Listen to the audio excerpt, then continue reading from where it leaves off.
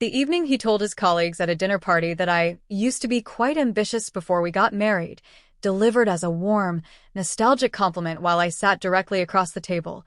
I understood he had begun narrating my own life to other people in the past tense, as though whatever I had once been was a phase I'd simply grown out of, rather than something he had spent years quietly dismantling. My name is Theodora. His name was Sylvester. And by the time this story ends, you will understand why I spent 14 months keeping a second life folded inside an antique jewelry box he considered too feminine and cluttered to ever examine closely. I want to begin by saying that Sylvester was, at every dinner party, at every family gathering, genuinely charming. He told good stories. He complimented me generously, in front of others, in ways that made other wives at the table look faintly envious. It took me years to understand that his compliments were rarely about who I was now. They were almost always about who I used to be, delivered with just enough warmth to sound like admiration while quietly, consistently establishing that my current self was a diminished version of something better that existed only in the past.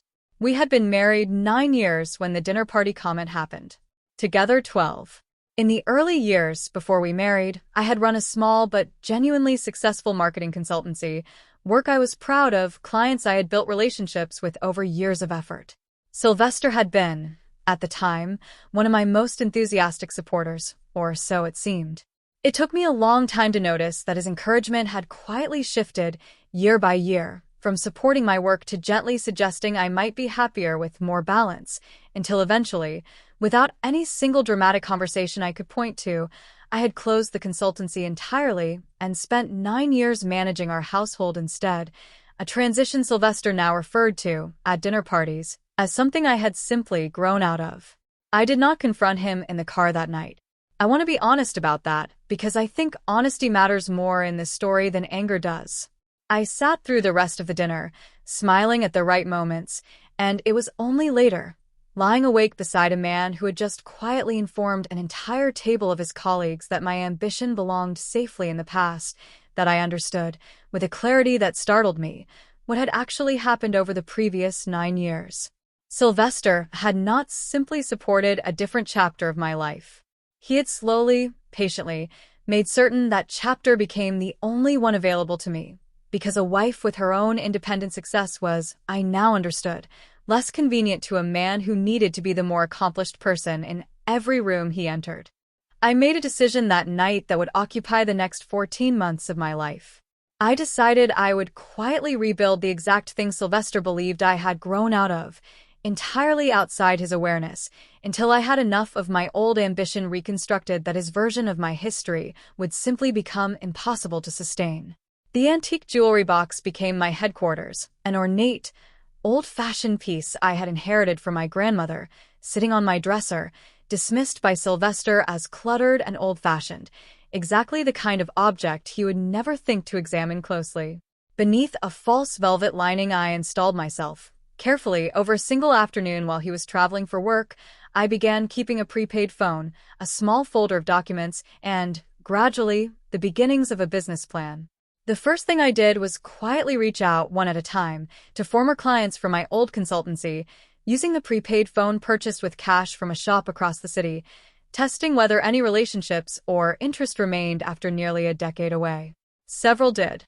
I began taking small freelance projects, invoiced under a slightly modified version of my maiden name, paid into an account Sylvester did not monitor because he believed, correctly at the time I started, that consultancy no longer existed in any form. The second thing I did was begin paying closer attention to what Sylvester actually did with his own time and devices. The same phone kept charged in short bursts, always returned to the jewelry box before he came home. Sylvester worked as a senior investment relations director at a mid-sized private equity firm called Kestrel Vance Capital, responsible for managing communications and reporting to the firm's limited partners, many of them pension funds and university endowments that had entrusted significant capital to the firm's funds. He had worked there for 13 years and had built a reputation among the people who mattered to his career as unusually skilled at managing investor relationships, someone who kept the limited partners happy, even during difficult quarters. His supervisor, and the person he ultimately answered to, was the firm's managing partner, a man named Cornelius Ashe, 60 years old, who had built Kestrel Vance's reputation over nearly 3 decades on the specific promise of complete transparency with the pension funds and institutions that trusted the firm with money meant, ultimately, for retirees and students. I had met Cornelius several times at firm events, a precise, old-fashioned man who once told me, with obvious pride, that Sylvester was the best investor relations person I have ever worked with, someone our limited partners trust completely because he never once gives them a reason not to. I remember smiling and believing him because at the time I had no reason not to. That changed 10 months into my quiet preparation. On an evening, Sylvester left his laptop open on the study desk longer than usual, absorbed in a call in another room. A folder caught my attention only because of its curious name: Quarterly Adjustments, Personal Draft. Investor Relations Directors, I understood even with my limited knowledge, generally prepared official reports through the firm's own systems, not personal draft folders on a home laptop. Inside were draft versions of quarterly performance reports showing, in a private earlier version, fund losses and underperforming investments that had, by the time the reports reached actual limited partners, been quietly reframed, specific losses recategorized as unrealized rather than actual. Timelines subtly adjusted to make troubled investments appear more recent and therefore less concerning than they actually were. Attached emails between Sylvester and the firm's chief financial officer, a man named Percival Yates, made clear that this reframing was a deliberate, coordinated practice across multiple quarters, designed specifically to prevent large institutional investors from redeeming their capital during a period when the fund's actual performance would have justified exactly that kind of caution. I did not touch the laptop further. I closed the folder exactly as I had found it and returned to my seat before Sylvester finished his call, and I sat there afterward for a long time, understanding, with a slow, sick clarity, that the man who had spent years quietly convincing dinner party guests my ambition was a thing of the past had also spent years quietly misleading pension funds and university endowments about the true condition of investments meant to secure retirees' futures and student scholarships. Over the following 11 weeks, I documented what I could, using the prepaid phone during narrow windows when Sylvester left himself logged in, always careful, always brief. I sent nothing forward yet. I understood, even then, that what I had found involved real institutions, real retirees, real students, whose futures depended on accurate information they were not receiving, and that acting too quickly could destroy evidence before it could ever help them. During this period, Sylvester's quiet narration of my past continued unchanged, if anything intensifying at social gatherings, an instinct I have since learned is common in men like him, some subconscious sense of shifting ground even before any specific discovery surfaces. He began, more frequently, gently reminiscing about my old consultancy in front of friends, always framing it as a charming, closed chapter, in a tone that made any correction from me look, to anyone listening, like unnecessary defensiveness about something that surely didn't matter anymore. I made certain, during this time, to let those comments pass without visible reaction, because I understood that any pushback would simply become more material for the narrative he continued building. The night I understood the full scope of what Sylvester had built, I was not looking at his laptop at all. I was sorting old boxes in our attic at his request, ahead of a planned renovation, files from years before Kestrel Vance, back when Sylvester had briefly worked at a smaller investment firm that had quietly lost several major institutional clients under circumstances he had always described vaguely as a difficult market cycle. Inside one box, beneath old performance reviews, was a folder of early correspondence establishing a nearly identical reframing practice at that previous firm, dated years before Sylvester ever joined Kestrel Vance at all. The pattern, I understood with a slow, sinking clarity, was not new. Sylvester had built this exact structure once before, at a firm that had likely lost those major clients partly because of it, and had simply carried the same mechanism, refined and quieter, into a firm that trusted him completely with pension funds and university endowments. I called a former client from my old consultancy, a woman named Beatrix who now worked in institutional investment research and understood exactly what quarterly performance manipulation could mean for a pension fund. That night from the prepaid phone, standing in the attic with the door pulled shut, Sylvester asleep downstairs. When I explained what I had found, she was silent for a long moment, and then she said the words that finally pushed me from careful observation into deliberate motion. She said, "Theodora, this isn't just about your marriage anymore. These are retirement funds and scholarship endowments. Real people's futures are riding on accurate information. You have to do something." Beatrix connected me, through her own professional network, to a securities fraud investigator named Odalise Marchetti, who specialized in exactly this kind of investor reporting manipulation. I called Odalise from a payphone outside a stationery shop, paying with coins saved specifically for this purpose. She listened to my description of the reframed quarterly reports and the coordination with Percival Yates for nearly 40 minutes without interrupting, and when she finally spoke, her voice carried the careful weight of someone who understood immediately how serious it was. She told me two things I have carried with me since. The first was that what I was describing sounded like a sustained pattern of investor reporting fraud, potentially involving securities law violations given the institutional nature of the affected limited partners, the kind of case that draws attention not only from a firm's internal leadership, but from the Securities and Exchange Commission itself. The second thing she said more quietly. She said, "Theodora, once this moves forward, it will not stop at your marriage. It could end his career and expose him to serious federal liability. I need you to understand that before we take another step." I told her I had understood that for months, and that understanding what those pension funds and endowments represented, real people's retirements, real students' educations, was exactly why I could not simply walk away without acting. Over the following 10 weeks, working carefully through the prepaid phone and narrow windows of opportunity, I sent Odalise everything: the photographed draft and final report comparisons, the correspondence with Percival Yates, the older files establishing the pattern's origin at Sylvester's previous firm. Odalise compiled a preliminary investigative summary, methodical and precise, designed to withstand scrutiny from a firm that had every incentive to hope it was not true. While Odalise worked, I made two further preparations. The first was a consultation with a family attorney named Maricela Quiroga, recommended through Beatrix's network, who specialized in cases involving the quiet narrative erasure of a spouse's professional history, a pattern she described with an accuracy that unsettled me the first time I heard my own experience summarized so precisely by a stranger. Maricela began quietly preparing documentation of my own reconstructed consultancy, my client relationships, and completed projects, in case Sylvester attempted, as she warned me he likely would, to characterize my growing independence as some kind of sudden, unstable break from the settled life we'd built. The second preparation was smaller, more personal.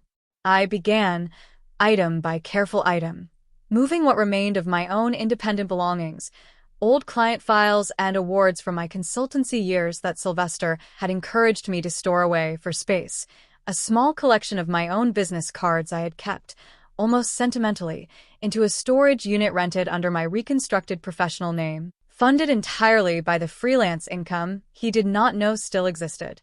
I was not fleeing. I understood by then the distinction clearly. I was simply arriving, slowly, at a life that no longer required his narration to be believed. The final piece arrived on an ordinary Thursday, when Sylvester mentioned over dinner, with quiet pride, that Cornelius had just asked him to personally manage communications for the firm's largest upcoming fundraising round, one that would bring in several new major pension fund clients based substantially on the strong quarterly performance Sylvester had been reporting. He said it the way men like him say things they assume no one else at the table is equipped to fully understand the implications of. I refilled his water glass and said nothing, because I understood immediately what that expansion actually meant. More institutions, more retirees, more students, drawn in by reports that did not tell the full truth, while everyone around him continued to trust his careful, reassuring reputation completely. That same week, Odalise finished her preliminary report.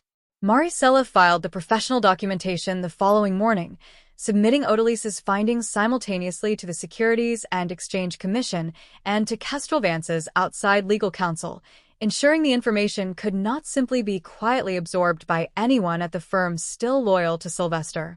I made one final call myself, to Cornelius Ashe's office directly, using my full name for the first time in over a year, requesting an urgent private meeting regarding what I described only as a serious matter involving investor reporting integrity. His assistant, a woman named Perpetua, asked for more detail. I said it was personal and it could not wait, and something in my voice must have carried real weight because she found me in opening the very next morning. I dressed with unusual care, a tailored charcoal suit purchased with my own freelance income, hair pulled back, carrying a portfolio of my own reconstructed client work, not because it was relevant to what I needed to say, but because I wanted, for reasons I did not fully articulate even to myself, to walk into that building as a woman whose ambition had never actually stopped existing at all. I did not attempt to disguise the particular tiredness in my own face, the exhaustion of a woman who had spent 14 months being quietly vigilant every single day, because I understood, by then, that this too was its own kind of evidence, even if no formal document would ever record it. Kestrel Vance's offices occupied an elegant, understated floor downtown, walls lined with photographs from decades of firm history, university buildings and community centers the firm's investments had, according to its own materials, helped fund over the years, the visual language of a firm that had built its identity around genuinely serving the institutions it partnered with. Cornelius's office was lined with these same photographs, along with framed letters from grateful pension fund administrators. He stood when I entered, shook my hand firmly, and gestured to a chair, his expression carrying the precise, old-fashioned curiosity of a man with no patience for anything less than complete transparency, and no idea his morning was about to end very differently than it began. I placed a sealed folder on his desk and slid it toward him without preamble. Inside was the summary Odalise and Maricela had prepared together, the draft and final report comparisons alongside the correspondence with Percival Yates, the older files establishing the pattern's origin years before Sylvester's employment at Kestrel Vance, and a cover letter noting that copies had already been submitted to the Securities and Exchange Commission that same morning. Cornelius opened the folder slowly.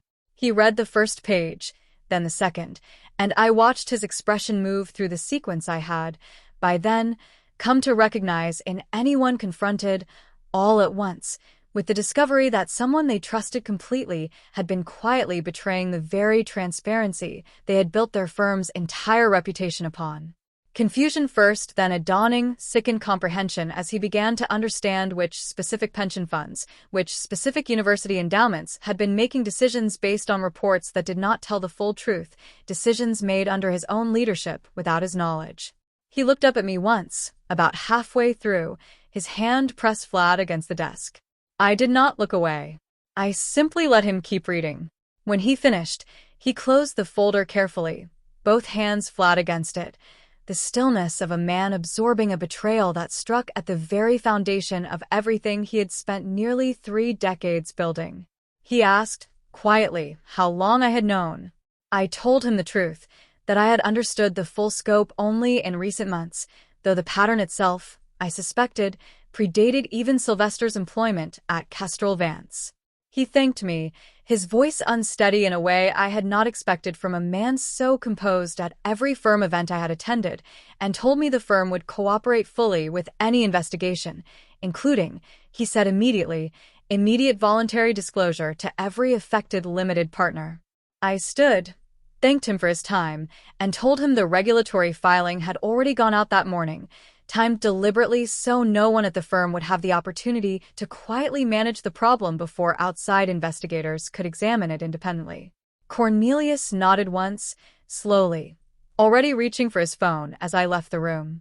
Outside the building, I stood on the sidewalk for several minutes before walking to my car, not to collect myself, because that work had been done slowly over 14 months and there was nothing left to gather in that moment, but because I wanted to remember precisely how it felt. The folder leaving my hands, the particular quality of silence in a room where a man who had spent nearly 3 decades building genuine institutional trust understood, all at once, how deeply it had been compromised from within his own leadership circle. Sylvester called at 2 o'clock. I let it go to voicemail. He called twice more within the hour, each time closer together, the rhythm of a man beginning to sense, without yet understanding the specifics, that something fundamental had shifted beneath him without his permission. At 3:30, He sent a single text. It said only, "What did you do?" Not a question. He already knew, in the way guilty men always already know, even before they understand precisely what has caught up to them. I did not respond. I drove instead to the storage unit, sat for a while beside the boxes holding what remained of my own consultancy years. My old client files finally spread open where I could look at them properly again, and allowed myself, for the first time in 14 months, to simply breathe without calculating a single next move. Then I drove home, because Maricela had advised maintaining an outward appearance of normalcy until the filings were formally processed, and because I wanted one final ordinary evening in that house as a woman who understood exactly what was coming, while Sylvester still did not. He came home late that night, unusually subdued, and did not mention the folder or the calls or the text.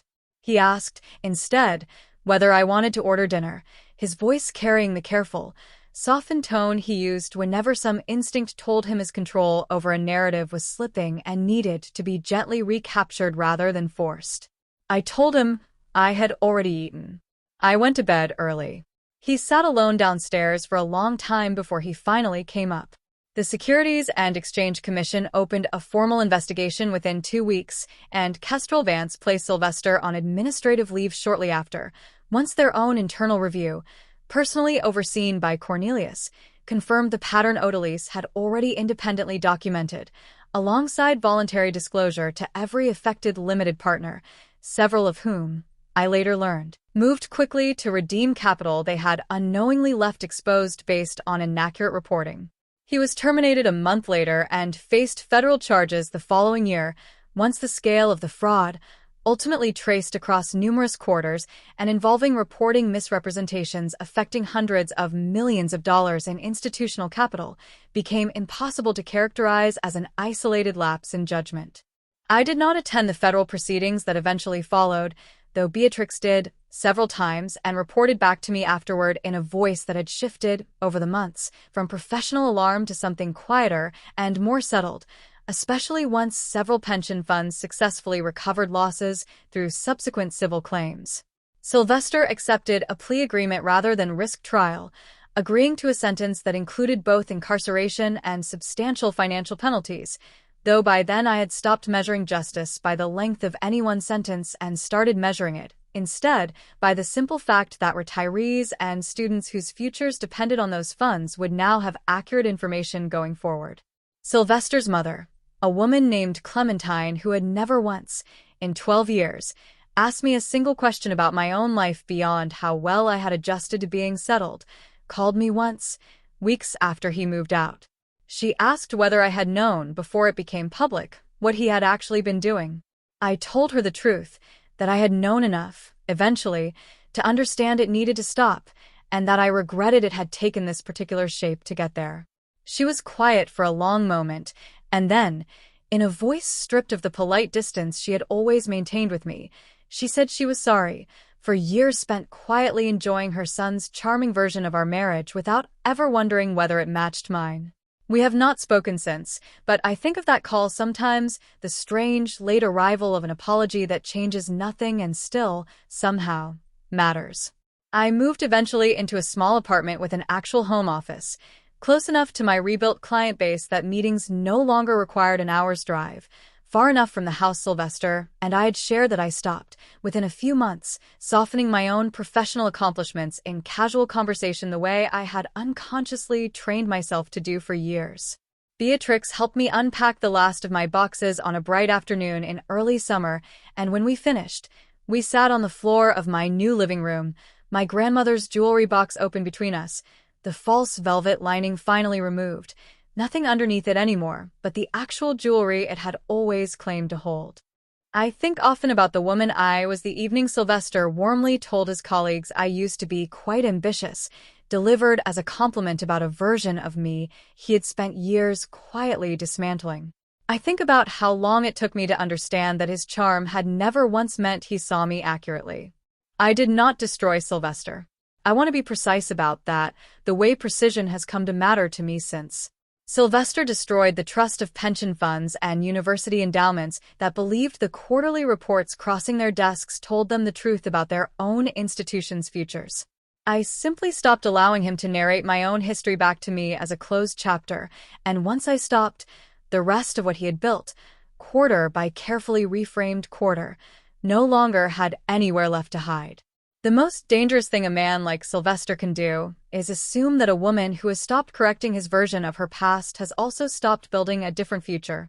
I had 14 months of building running beneath my silence, and by the time he understood that, the story had already been finished, filed, and delivered in an office lined with photographs of the very institutions he had quietly misled by a woman he had once warmly, publicly decided used to be ambitious.